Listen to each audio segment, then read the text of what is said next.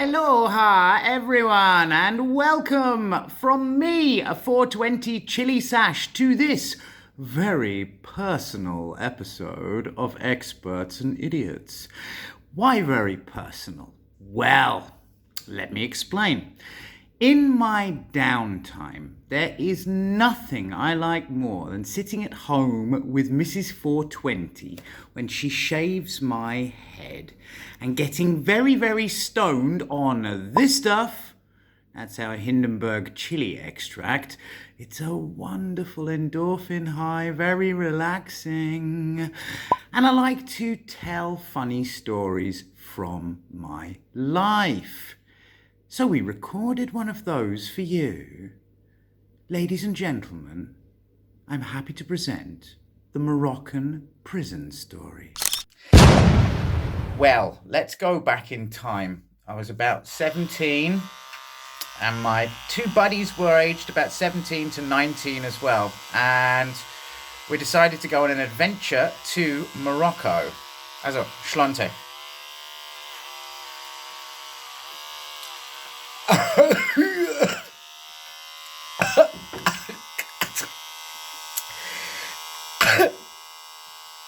The plan was that we rent a car and we drive through the Atlas Mountains down into the Sahara Desert was the plan. That was the plan. So we headed to the north of Morocco. 3 17 to 18, 19-year-old boys. My black friend and my white friend to rent a car. And the guy we went to rent the car from said to us, "Oh, hello, nice to see you." We said, "Hello, nice to see you too." And he said, "Oh, Americans, hello, Americans." And we said to him, No, we're not Americans, we're British. He said, "No, you speak English. You Americans, hello, Americans." I said, "All right, whatever, hello, nice to meet you." So then he said, "Here, come with me. I have a beautiful car for you Americans, special for Americans." So he took us past a parking lot where we had loads of cars. All of them looked the same. Black sedans, very similar. And, oh fuck. He took us right past all these cars to some very strange looking car. It was a white car, and I always remember it had 2 sunroofs and 1 windscreen wiper. It was a weird looking car. He said, "Here, Americans, here's your car for the Americans." So we said, "All right, whatever the fuck, give us the car." So we rented the car. We started the drive through the Atlas Mountains. And we reached an area we'd been warned about. It was called Ketama. It's where they grow weed. And they make a very famous hash there called Ketama Gold. It's bandit country. They warned us, don't stop in Ketama. Whatever you do, don't stop there. So we looked around. It was weed plants growing. It was really cool, you know. But we were a bit nervous. And then suddenly, behind us was another car with a bunch of guys motioning at us to pull over. Obviously, we went like, "Fuck that shit, I'm not pulling over at all." We kept driving. But then, hang on, another hit, I think. Schlonte.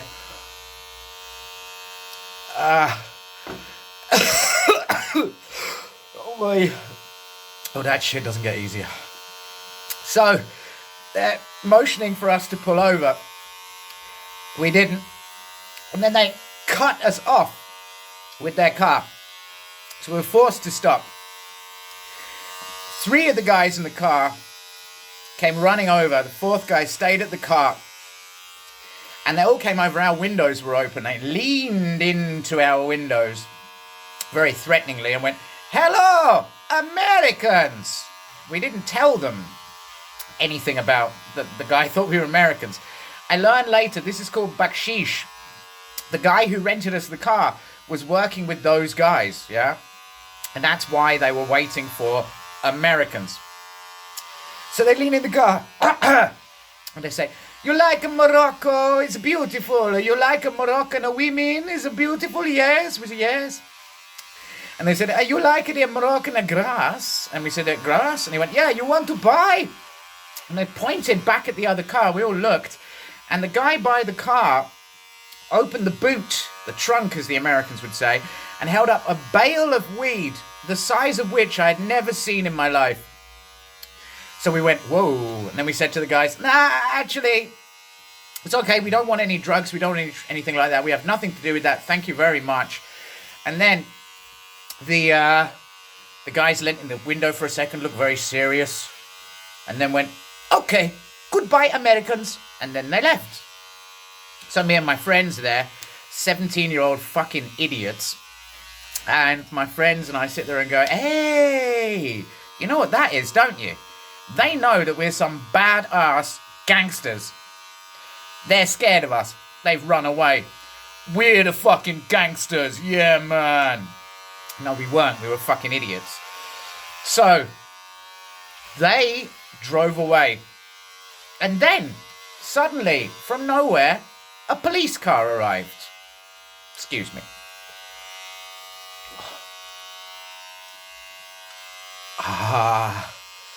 Oy. You're right, Mrs. 420. Yes. Don't touch your eyes. Okay, I won't. My beautiful assistant. So, yeah, police car arrived. We hadn't even started our car yet. And he stopped next to us. Policeman came over to the car. And he came over, he leaned by the car and said, "Hello, Americans! Nice to meet you, Americans." Again, we didn't put one and one together and understand why should he know that we're Americans, you know? Obviously, they're all working together, the three of them. And he said, "Hey, you like Morocco? It's beautiful, yes?" I said, "Yes, we love Morocco." He said, "You like the weed, the drugs? You know, it's illegal here, the drugs. You must no drugs here taking." And we said to him, yeah, for sure. We don't take drugs. We don't know what drugs are. We have nothing to do with drugs. So he said, "Okay, it's okay when I look in the car?" And we said, yeah, fine. So he didn't even look in the car. He just leant through the window. And sitting on the back seat, I'm burning here, sitting on the back seat was a bag of weed, which he picked up. Obviously, those three guys, when we were looking at the other car where the guy held up the bale of weed, had dropped this bag of weed into the back of the car. And he said to us, "Oh dear, boys, come with me." So we shit ourselves, of course. Put us in the back of the police car, drove us to a Moroccan prison by Ketama. Locked us in a room. It's about 40 degrees outside. The room had no windows, no air conditioning, and it was about 30 or 40 people in there. There was no light in there. No toilet, so the floor was covered in urine and shit, you can imagine. And there was, people in there were clearly mentally ill. There was people singing to themselves in Arabic. "Oh, Allahu Akbar," and so on going on. And then every so often out of the darkness, an arm would reach over and grab us. It was not good. Not good at all. So we sat there for what felt like forever, and actually it was probably an hour or two. Just terrified. And then the door opened. "Americans, come with us."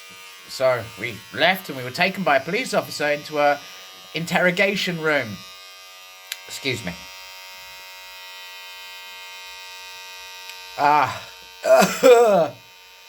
In the interrogation room, he gave us a lecture that frightened the fucking shit out of us. My black friend went white like a ghost. I was terrified. My friends were terrified. My other friend was terrified.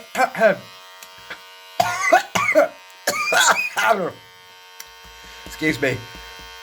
For example, one of the things he said to us was, "You know, when the people that come in the prison, around 60% of the people who come in this prison are HIV positive. And around 90% of the people who leave this prison are HIV positive. Do you know what happens to pretty little white boys in a Moroccan prison? So, obviously, we're sitting there thinking, okay, we're about to get raped anally into HIV positiveness. What the fuck is going to happen? And he says, but maybe if you have some money, we might be able to do something immediately. Yes, we have money here, have it all. Threw all of our money at him, whatever we had, maybe about £1,000 between the three of us. And he went, oh, thank you, boys. And then he left. Then he came back and he said, okay, boys, come with me. And we said, oh, we're going to let us go now. And he said to us, no, it's not enough money. I put you yet now back in the prison. I'm sorry, boys. And then we started crying like babies. The big gangsters were definitely not big gangsters. And through our tears, we went, please, is there anything else we can do? And he said to us, well, do you have credit cards? And then we said, yes, we have credit cards. And so we gave him our credit cards. He went away. I learned later what he did was run our credit cards in like £100 pieces until they wouldn't run anymore. They have a secure government connection in the police station, so they can just keep running the card until there's no money left. We got about £3,000 from our credit cards. He came back in and he said, well, boys, good news. You are now free to go. And so we got up and, crying, ran the fuck out of that place as quickly as we can. And then started the real problem. Excuse me.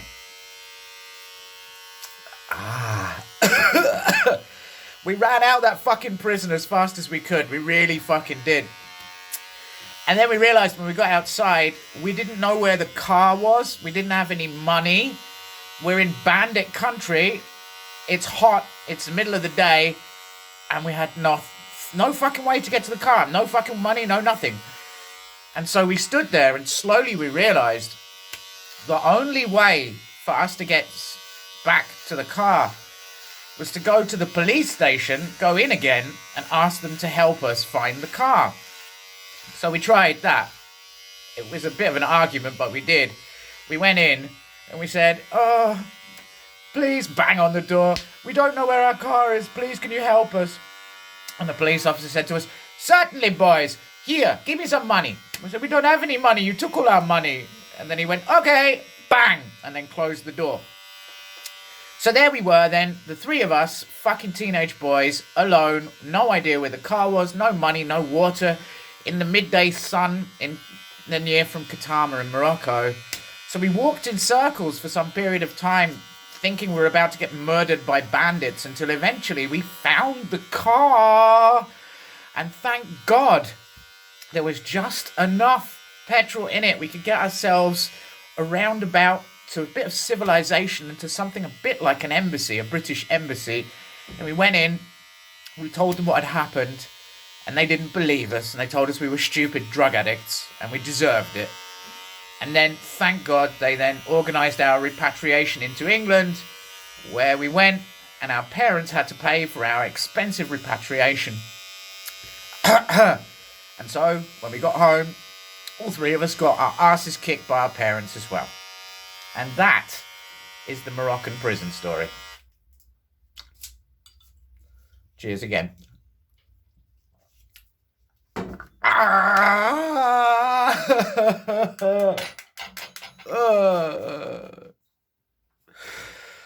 Oh, that Hindenburg's a fuck.